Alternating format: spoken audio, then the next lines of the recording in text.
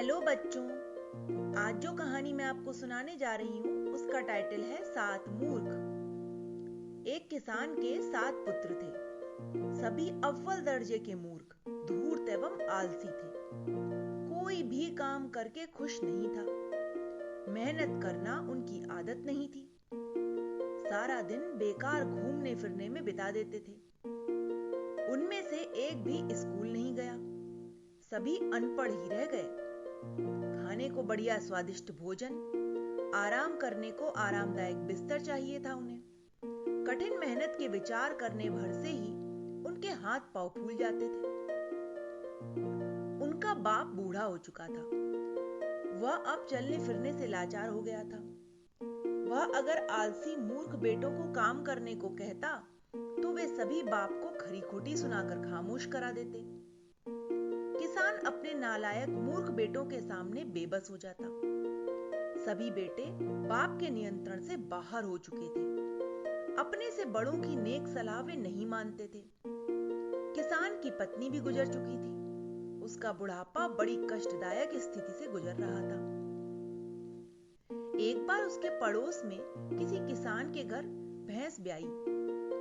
उसने मानवता के नाते किसान के मूर्ख बेटों को बहुत सारा दूध दे दिया ताकि वे खीर बनाकर खा सकें।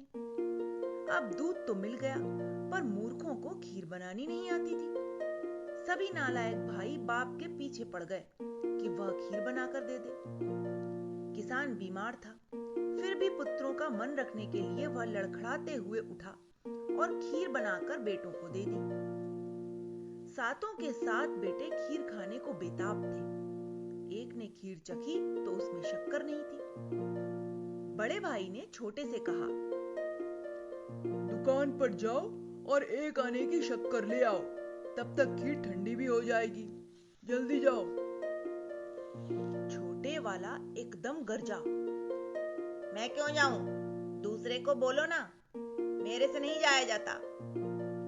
उसने कोरा जवाब दिया और उसने भी छोटे भाई से शक्कर लाने को कहा तो वह दहाड़ उठा, मेरे से नहीं जाया जाता।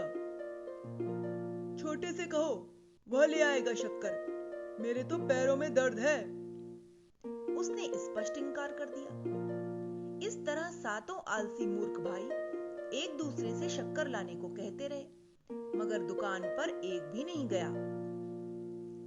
तब उन्होंने फैसला किया कि सारे भाई खामोश होकर बैठ जाते हैं। जो पहले बोल पड़ा वही शक्कर लेकर आएगा। इस तरह सारे भाई खामोश होकर बैठ गए। सामने भाप छोड़ती गरम गरम खीर का पतीला रखा था। काफी देर तक सभी चुप बैठे रहे।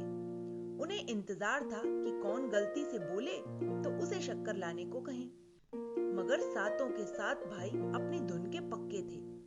एक भी नहीं बोला। खीर ठंडी हो गई थी। रात के 2 पहर गुजरने को थे। सब एक दूसरे को देख रहे थे, किससे गलती हो और उसे दुकान पर भेजा जाए। काफी समय गुजर गया। तभी घर का दरवाजा खुला देखकर 2 आवारा कुत्ते अंदर घुस आए। धीरे धीरे सहमे सहमे वे खीर के पतीले के करीब आ गए। किसी ने भी उन्हें नहीं भगाया। कुत्ते ताजा खुशबूदार खीर देखकर अपने आप को रोक नहीं पाए। बुत बने सातों भाइयों को नजर भर देखा, फिर डरते हुए मुंह खीर की पतीली में डाल दिया। इतना सब होने के बाद भी कोई कुछ नहीं बोला। सभी पत्थर की मूर्तियां बने रहे। कुत्तों के हौसले बढ़ गए। जल्दी जल्दी खीर खाने लगे। 2 कुत्ते तो खीर खा ही रहे थे, 3-4 आवारा कुत्ते और आ गए। सब के सब खाए जा रहे थे। आज तो मूर्खों की वजह से कुत्तों के भाग्य ही खुल गए थे। भला आवारा कुत्तों को खालिस दूध की खीर कहां खाने को मिलती है? सब भाइयों के सामने उन्हीं की खीर कुत्ते खा रहे थे, फिर भी वे खामोश हैं। कोई भी बोलने की हिम्मत नहीं कर रहा, कहीं दुकान पर शक्कर लेने न जाना पड़ जाए। उनके देखते ही देखते सारा पतीला खाली हो गया। कुत्तों का पेट भर गया। अब वे खिसकने लगे। उनमें से एक शरारती कुत्ता भी था। जाते जाते एक मूर्ख के मुंह को चाटने लगा। वह अनुमान लगाना चाहता था कि ये सातों भाई जिंदा हैं या पत्थर बन गए हैं। उसने जैसे ही उनका मुंह चाटना प्रारंभ किया तो वह बड़ी जोर से चीखा। ऐसा करते ही सभी कुत्ते भाग खड़े हुए। बड़ा मूर्ख बोला, छोटा हार गया, छोटा हार गया, अब दुकान से जाकर शक्कर लाओ।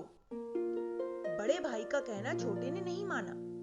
उसके सामने खीर का पतीला पड़ा था और सभी उसे शक्कर लाने को मजबूर कर रहे थे। सातों भाइयों का विवाद सुनकर उनका बूढ़ा बाप जाग गया। उसने जब सारी बातें सुनी तो अपना सिर पीट लिया, आगे बढ़ा, बड़े मूर्ख बेटे को जोर से थप्पड़ मारा। बड़ा बेटा थप्पड़ खाते ही अपना गाल सहलाते हुए बूढ़े बाप को क्रोधित नजरों से घूरने लगा। मैंने तुम्हें थप्पड़ क्यों मारा, बात समझ में आई? बाप ने गंभीरता भरे स्वर में पूछा। मुझे क्या पता, थप्पड़ आपने मारा है, आपको पता होगा। बुरा सा मुंह बनाते हुए उसने जवाब दिया। मैंने तुम्हें थप्पड़ इसलिए मारा क्योंकि तुम सब भाइयों से बड़े हो।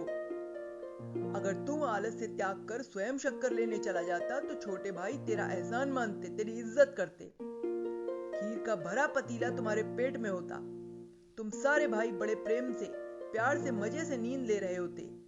मगर तुम्हारी मूर्खता और आलस्य की वजह से तुम्हारा भोजन कुत्ते खा गए। तुम्हें मार पड़ी, तुम भाइयों में द्वेष, नफरत और नाराजगी के भाव पैदा हुए। ये सारा नुकसान तुम्हारा ही हुआ, मूर्खता और आलस्य की वजह से। बूढ़ा पिता उसे समझाता रहा। बूढ़े बाप को समझाने से कोई ना रोक सका। पिता के समझाने से सभी को अपनी अपनी गलतियों का एहसास हो गया और उन्होंने भविष्य में सुधरने का निश्चय कर लिया। तो बच्चों, इस कहानी से हमें यही शिक्षा मिलती है कि हमें कभी भी आलस नहीं करना चाहिए, क्योंकि कर्मशील व्यक्ति ही जीवन में तरक्की करता है।